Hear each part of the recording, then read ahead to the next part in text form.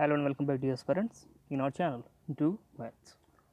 Dear parents, current educational scenario में हमने कई सारे वीडियोस देख लिए हैं और कई सारे टॉपिक्स को हमने कंप्लीट कर लिया है। अब जो इस समय हम टॉपिक्स कवर कर रहे हैं वो मिसलेनियस का पार्ट है। जैसा कि आप सभी जानते हैं कि हमारा जो स्ट्रेटजी रहा है वो 4 पार्ट में रहा है: constitutional provisions, various commissions and acts, government schemes, miscellaneous. तो अब जो चीज़ें बच गई हैं, जो चीज़ें रह गई हैं, उन चीज़ों को हम मिसलेनियस वाले पार्ट में कवर कर रहे हैं। इट मीन्स हम अपने लास्ट स्टेज में हैं और ऑलमोस्ट हमने इसे कंप्लीट ही कर लिया है। बस एक आध दो वीडियो छोड़ दिया जाए तो ये हमारा कंप्लीट हो चुका है।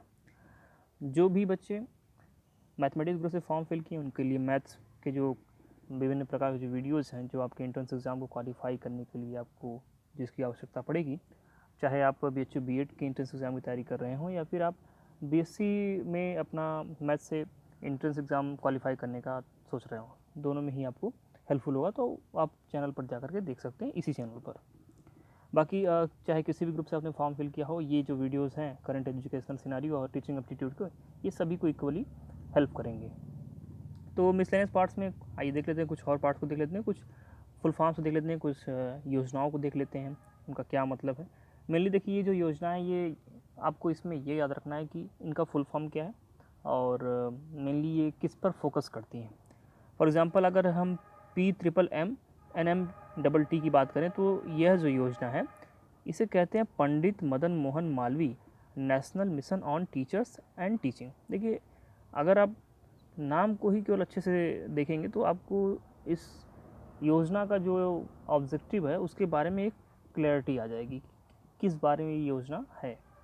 तो जैसा कि आप देख रहे हैं कि टीचर्स की बात की जा रही है और टीचिंग की बात की जा रही है। तो देखिए, इसमें सिंपल सा बात है, MHRD के द्वारा देखिए जो एजुकेशन संबंधित होते हैं उसमें जो मैक्सिमम जो योजनाएं होंगी उसमें कहीं ना कहीं ministry of human resource development ये ज़रूर होगा। तो आप ये मान चलें, अगर पूछ लिया जाता है कि कौन सी मिनिस्ट्री के अंतर्गत मतलब ये कदम उठाया गया है, तो आप 95% तक चांसेस रहते हैं कि MHRD ही इसमें इन्वॉल्व होता है, तो आप उससे ही टिक लगा सकते हैं। तो इनका कार्य क्या है जो PMMNMTT है? देखिए, ये एक सर्विस ट्रेनिंग प्रोग्राम है। इसमें कार्य यह किया जाता है कि जो नए नए अपॉइंट किए जाते हैं टीचर्स, ठीक है, उनको 6 महीने की ट्रेनिंग दी जाती है, पेडागोजी की ट्रेनिंग दी जाती है, कैसे बच्चों को बिहेव करना है, कैसे उनके साइंस, उनके मनोविज्ञान इत्यादि को पढ़ना है। इन सब चीज़ों को देखा जाता है, बताया जाता है, सिखाया जाता है, ताकि वो जो है एक अच्छा एक जो अपना उनका रिलेशनशिप होता है एक स्टूडेंट के साथ, उसे वो अच्छे से मेंटेन कर सकें और साथ ही साथ एक टीचिंग की क्वालिटी जो उनकी है वो क्या हो, इम्प्रूव हो सके।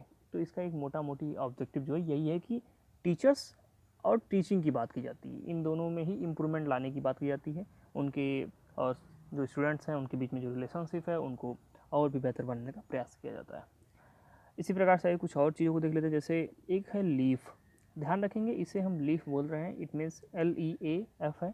एक और प्रोग्राम है जिसका नाम है लीप, तो उसका अलग मतलब होता है, इसका अलग मतलब होता है। इस लीप को हम कहते हैं the literacy education for adult and families. अब देखिए, जो कीवर्ड एडल्ट एंड फैमिलीज़ हैं, इसके माध्यम से आप यह समझ सकते हैं कि इसमें किसके शिक्षा की बात की जा रही है। कुछ एडल्ट होंगे, फैमिलीज़ होंगे, बच्चों के, वो बच्चों को भी इंक्लूड करते हैं। तो ये प्रोग्राम जो है लगभग साल में चलता है और इस प्रोग्राम में जो जिन गरीब लोग हैं, जो एजुकेशन को अफोर्ड नहीं कर सकते हैं, वो उनके परिवार वाले, उनके बच्चे, ये लोग क्या कर सकते हैं, इस प्रोग्राम के माध्यम से थोड़ा सा साक्षरता हासिल कर सकते हैं, लिटरेसी हासिल कर सकते हैं। ओके, तो ये है लीफ। तो इसके बारे में आप फुल फॉर्म जरूर ध्यान रखेंगे। अर्पित के बारे में देख लेते हैं, अर्पित क्या कहता है। Annual refresher program in teaching.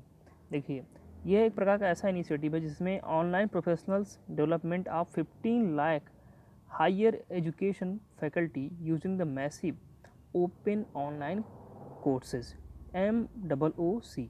देखिए, यह एक प्रकार का एक प्लेटफॉर्म है जिसके माध्यम से जो अर्पित प्रोग्राम है उसमें क्या किया जाएगा, हायर एजुकेशन फैकल्टीज़ का क्या यूज़ किया जाएगा और हायर एजुकेशन में जो बच्चे हैं, जो स्टूडेंट्स हैं, उनको क्या करने के लिए, शिक्षित करने के लिए, उनको नई नई चीज़ों के बारे में बताने के लिए, प्रोफेशनल डेवलपमेंट करने के लिए ये अर्पित प्रोग्राम इससे संबंधित है।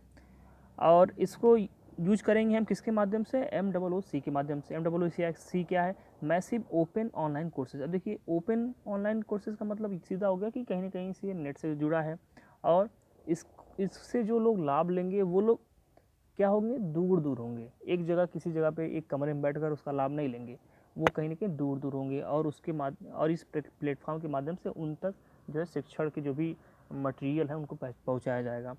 तो जो MOOC है यह एक free web based distance learning program है जो कि डिज़ाइन किया गया है किसके लिए, एक ही साथ मतलब अलग अलग ज्योग्राफी के जो लोग हैं, जो कोई मान लीजिए कि देश के इस कोने में है, कोई देश के उस कोने में है, तो उनको आपस में जोड़ करके पार्टिसिपेशन उनका कर दिया जाए किस प्रकार से एजुकेशन के मामले में, तो उससे संबंधित है। तो अगर पूछ दिया जाए कि MOOC का क्या मतलब होता है, तो आप कह सकते हैं मैसिव ओपन ऑनलाइन कोर्सेज, मतलब ये है। और इसका कार्य है कि जो लोग ज्योग्राफी को इसमें अवॉइड कर दिया जाए, अगर आप देश के उस कोने में हैं से इस कोने में हैं तो भी आपसे जो है कॉन्टेक्ट कर लिया जाए। इट मीन्स डिस्टेंस को यहाँ पे निगलेक्ट करने का कार्य किया जाता है। और आइए इसी प्रकार से कुछ और चीज़ देखें। स्वयं, ओके, स्वयं का पहले आप मुझे फुल फॉर्म बताएंगे कि स्वयं का फुल फॉर्म क्या होता है, कमेंट बॉक्स में। देखिए ये प्रोग्राम जो होता है, ये प्रोग्राम स्पेशली डिज़ाइन किया गया है किस लिए, एजुकेशनल जो पॉलिसी है उसमें कई सारे जो आवश्यक चीज़ें होती हैं उसको प्राप्त करने के लिए। For example access, equity and quality, education का एक्सेस हो और सबको समान रूप से एजुकेशन प्राप्त हो, और साथ ही साथ उस एजुकेशन की जो गुणवत्ता है वो भी बेहतर हो, ये बात ये कही जाती है, मतलब एक मोटे तौर पे ये बात कही जाती है। और जो इसका ऑब्जेक्टिव यह है कि of this effort is to take best teaching learning resources to all including the most disadvantaged. सीधा सा अर्थ यह है कि प्रयास किया जाता है कि सभी को, हमने बात की इक्विटी की बात की, हमने एक्सेस की बात की, हमने सभी को एजुकेशन क्या करें, मिले, लर्निंग जो रिसोर्सेज हैं टीचिंग के लिए वो मिलें, okay, best teaching learning resources मिलें, खासकर उन लोगों को जो लोग मोस्ट डिसएडवांटेज्ड हैं, इट मीन्स जिनको सबसे कम इसका फ़ायदा मिला है, उन तक ये रिसोर्सेज पहुँचें, ये इसका मेन उद्देश्य है। स्वयं की बात करें, मतलब एक शब्द भी स्वयं, आप स्वयं करेंगे कार्य, लेकिन वो थोड़ा सा आपको हेल्प मिलेगा वहाँ से, और हेल्प के माध्यम से आप चीज़ों को प्राप्त करेंगे। तो इसका फुल फॉर्म भी आप मुझे कमेंट बॉक्स में बताएंगे। Swayam also seeks to bridge the digital divide, जो हमारे देश में देखेंगे डिजिटल डिवाइड है स्टूडेंट्स के बीच में। बहुत से स्टूडेंट्स ऐसे हैं जो बहुत ही पुअर फैमिली में से बिलोंग करते हैं, कुछ स्टूडेंट्स जो हैं वो मीडियम फैमिली से बिलोंग करते हैं, और उसी प्रकार से कुछ हायर फैमिली से बिलोंग करते हैं। तो एक जो इकोनॉमिक स्टेटस होता है फैमिलीज़ का, उसके अकॉर्डिंगली बच्चे का क्या होता है, जो लिटरेसी देखा जाए अगर जो गैजेट्स के मामले में होता है, टेक्नोलॉजी के मामले में होता है, वो उसी अकॉर्डिंग होता है। तो जो एक पुअर फैमिली का बच्चा होगा उसके साथ साथ उसको इतनी टेक्नोलॉजी के बारे में उसकी जानकारी ना हो, शायद वो डिजिटली उतना ज़्यादा इनरिच्ड ना हो, तो इस प्रकार से उन बच्चों में जो कमियां रहती हैं उन कमियों को भरने के लिए, कमी एक ब्रिज बनाने के लिए, एक खाई को पाटने के लिए जो स्टूडेंट्स हैं उनको स्वयं के माध्यम से क्या किया जाएगा, डिजिटल डिवाइस जो उनका उसको ब्रिज किया जाएगा, इट मीन्स उसको ख़त्म किया जाएगा। Who has remained untouched by digital revolution, जो लोग डिजिटल रिवोल्यूशन से अनटच्ड हैं, जिनको डिजिटल रिवोल्यूशन का कोई फ़ायदा नहीं मिला है, उन लोगों को क्या किया जाएगा, इससे जोड़ा जाएगा। ये इसका मेन ऑब्जेक्टिव है। देखिए मैंने अभी कुछ देर पहले आपसे बात की थी लीफ के बारे में, अब हम बात करें लीप के बारे में। ध्यान रखेंगे इसमें पी है लास्ट में, उसमें क्या रहता है, एफ रहता है। Okay, so leadership for academicians and program. Okay, so हम जो एकेडमिशियंस होते हैं उनके प्रोग्राम के लिए लीडरशिप की बात कर रहे हैं लीप प्रोग्राम के अंतर्गत। और यह एक 3 weeks flexible leadership development training program है, जिसमें क्या होता है कि 2 वीक्स आपको डोमेस्टिक इट मीन्स की अपने देश में, एंड 1 वीक फॉरेन ट्रेनिंग दी जाती है। तो 2 सप्ताह आप अपने देश में ट्रेनिंग लेंगे और 1 सप्ताह आप देश के बाहर ट्रेनिंग लेंगे for second level academics, okay, functionaries in public funded higher education institutions. सीधा सा अर्थ यह है कि आप जो है जो एकेडमिक इंस्टीट्यूशंस है उसमें जो आगे के लेवल हैं उनमें अच्छे प्रकार से कैसे टीचिंग किया जाए, इन सब चीज़ों को देने के लिए आपको क्या किया जाएगा, ट्रेंड किया जाएगा। और 3 हफ्तों का ये आपका ट्रेनिंग प्रोग्राम होगा। द मेन ऑब्जेक्टिव क्या है, is to prepare second tier academic heads who are potentially likely to assume leadership roles in the future. इसका जो मेन ऑब्जेक्टिव है, लीप का मेन ऑब्जेक्टिव ये कहता है कि जैसे फ़र्ज़ करिए कि हमारे देश में कोई कुछ टीचर हैं जो प्राइमरी लेवल पर एजुकेशन दे रहे हैं, कुछ टीचर हैं जो बहुत ही टॉप के इंस्टीट्यूट जो हमारे देश में हैं, जैसे IITs की बात कर लें, MNITs की बात कर लें, उसमें क्या कर रहे हैं, एजुकेशन दे रहे हैं। ओके, तो अब इस प्रोग्राम का जो मकसद है लीप प्रोग्राम का, यह है कि बीच में एक जो लेयर गैप, एक जो गैप आ जा रहा है, उस गैप को फिल करने के लिए कुछ ऐसे लोगों को क्या किया जाए, ट्रेंड किया जाए, जो आने वाले समय में टॉप के लीडर बन सकते हैं। यही इसका मेन उद्देश्य है। तो इसे आप ध्यान रखेंगे और साथ ही साथ इसके आप फुल फॉर्म को भी ध्यान रखेंगे। ज्ञान दर्शन की बात करें तो एक प्रकार का टीवी चैनल है दूरदर्शन का, जो कि सिर्फ और सिर्फ एजुकेशन की बात करता है। कितना अच्छा चैनल है ये, आप सभी इससे अवेयर होंगे। ओके, एडुसैट के बारे में हमने बात इसलिए करी है क्योंकि एडुसैट एकमात्र देखा जाए तो कम्युनिकेशन सैटेलाइट है, और यह इट मीन्स कम्युनिकेशन सैटेलाइट किस मामले में है, एजुकेशन के मामले में। तो ये एजुकेशन को डिवोटेड एकमात्र सैटेलाइट है, इसलिए हमने इसी बात करी है। इसे हम GSAT-3 भी कहते हैं, और इसको लॉन्च किया गया था 2004 में इसरो के द्वारा। इसरो का फुल फॉर्म क्या है, Indian Space Research Organisation. Okay, इसे आप ध्यान रखें। EDUSAT is the first Indian satellite built exclusively to serve the educational sector. तो एजुकेशन सेक्टर को सर्व करने के लिए एकदम बिल्कुल एक्सक्लूसिव ये सैटेलाइट बनाया गया था। ओके, तो इसलिए इसे जानना जरूरी है कि एजुकेशन में अगर देखा जाए कि कौन सा सैटेलाइट पूरी तरीके से इसी को डिवोटेड है, तो वो है एडुसैट। नेशनल नॉलेज कमीशन की बात करते हैं। फिलहाल तो ये फॉर्मेशन इसका हुआ था 2005 में, लेकिन अभी ये डिफंक्शनड है। इसका जो वर्क था, मेन ऑब्जेक्टिव था वो India to sharpen India's comparative advantage in the knowledge intensive service sector. जो नॉलेज सेक्टर है उसमें जो नॉलेज की जिस सेक्टर में बहुत ही ज़्यादा आवश्यकता होती है, जो भी सर्विस सेक्टर है जिसमें कि नॉलेज बहुत ही ज़्यादा ज़रूरी होता है, उन सर्विस सेक्टर्स को हम क्या करें, और भी ज़्यादा कॉम्परेटिव बना दें, और साथ ही साथ उनको और शार्प करें, ताकि वो इंडिया का एक जो लोहा है वो पूरे देश में, पूरे वर्ल्ड में क्या करें, वो माना जाए। तो ये इसका ऑब्जेक्टिव था, लेकिन अनफॉर्चुनेटली ये अभी वर्क नहीं कर रहा है। लेकिन इसके बारे में जान लें कि किसी एक प्रकार मतलब कि एक नेशनल नॉलेज कमीशन जैसा भी कोई संस्था हमारे देश में बना था। बात करें प्लानिंग कमीशन की, शायद आप में से मैक्सिमम लोग इसके बारे में जानते होंगे। देखिए, एक प्रकार का ये थिंक टैंक था। थिंक टैंक किस लिए, सरकार के लिए, सरकार की विभिन्न योजनाओं के बारे में सोचना कि सरकार किस काम के लिए कौन सी योजना चलाए, ये सब सोचने का कार्य क्या था, थिंक टैंक था। जो करते हैं उन्हें कहते हैं हम think tank.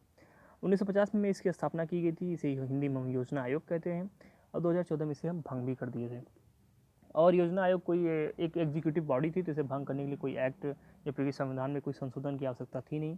Planning commission formulated India's 5-year plans and some other functions of the government. जो पंचवर्षीय योजना आपने सुना होगा, वो प्लानिंग कमीशन ही क्या करता था, एग्जीक्यूट करता था। उसके बाद जब 2014 में इसे हमने डिबेट कर दिया, उसके बाद फिर हमने क्या किया, नीति आयोग बनाया। नीति आयोग का जो फुल फॉर्म है इसे आप ध्यान रखेंगे, national institution for transforming India. यह भी एक प्रकार का थिंक टैंक है। अब नीति आयोग और योजना आयोग में क्या अंतर है, अगर देखा जाए तो जरूरत क्यों पड़ी इसकी। देखिए, नीति आयोग में सबसे जो मेन जो मतलब डिफरेंस बनता है वो ये है कि ये बहुत ज़्यादा फेडरल स्ट्रक्चर है नीति आयोग का। इट मीन्स कि इसमें सभी राज्यों के मुख्यमंत्री और जो यूटीज़ हैं उनके उपराज्यपाल या फिर प्रशासक, ये सभी क्या होते हैं, पार्टिसिपेट करते हैं, अपनी बातों को रखते हैं। जबकि योजना आयोग में बिल्कुल केंद्र का ही दबदबा रहता था। तो एक बहुत बड़ा ये डेवलपमेंट है। हम लोगों को साथ लेकर चलने की बात कर रहे हैं, एक कोऑपरेटिव फेडरलिज्म की बात कर रहे हैं, तो ये बहुत ही अच्छा एक क्या था, इम्प्रूवमेंट था। It initiated 15 years road map. जैसे आपने जाना कि योजना आयोग ने पाँच वर्षीय प्लान स्टार्ट किया था, पंचवर्षीय योजना के नाम से जिसे हम जानते हैं। लेकिन जो नीति आयोग था, इसने 15 ईयर्स रोड मैप और 7 ईयर्स विजन प्लान इसे क्या किया, इसने स्टार्ट किया। तो इसके बारे में आप ध्यान रखेंगे। 1 जनवरी 2015 को ये इस्टेब्लिश किया गया, और इसके जो चेयरपर्सन होते हैं वो प्रधानमंत्री होते हैं। ये पदेन अधिकारी होते हैं। पदेन का अर्थ ये है कि जो कोई भी व्यक्ति प्राइम मिनिस्टर होगा, वो व्यक्ति नीति आयोग का क्या होगा, अध्यक्ष होगा। इसी प्रकार से योजना आयोग के बारे में भी ऐसी ही बात थी। वर्तमान में जो उपाध्यक्ष हैं वो आपके राजीव कुमार है। वाइस चेयरमैन कौन है, राजीव कुमार, किसके, नीति आयोग के। ओके, तो ये बात भी हमने देख ली। तो डियर फ्रेंड, ये हमने कुछ पॉइंट हमने देखा जो इंपॉर्टेंट थे। और अभी आपको जो फुल फॉर्म वाला वीडियो है वो रह गया है, तो फुल फॉर्म वाला वीडियो भी हम कवर करेंगे। और उसके बाद आई होप कि आपके पेपर सॉल्व कराए जाएंगे जो प्रीवियस ईयर पेपर हैं, और उसके बाद मैक्सिमम चीज़ें आपकी कंप्लीट, लगभग सारी चीज़ें कंप्लीट हो जाएंगी। आप सभी से एक प्रश्न ये एक आग्रह यह रहेगा कि आप सब जो हैं एजुकेशन से रिलेटेड जो करंट में जो चीज़ें घट रही हैं उसको ज़रूर देख लें, क्योंकि 2-3 क्वेश्चन आपको करंट से मिलने वाले हैं, और अगर आप उसे देखते रहेंगे तो आसानी हो जाएगी आपको, और आसानी से आप उन क्वेश्चन के आंसर को लगा पाएंगे। हालांकि मैं प्रयास करूंगा कुछ इंपॉर्टेंट जो डेवलपमेंट हुए एजुकेशन से संबंधित करंट में, उनको एक लेक्चर के माध्यम से आप तक पहुंचा दिया जाए। तो डियर स्टूडेंट, ये रहा हमारा आज का वीडियो। आई होप कि आपको वीडियो पसंद आया हो। इसके बाद मिलते हैं अपने अगले वीडियो में, तब तक के लिए नमस्कार।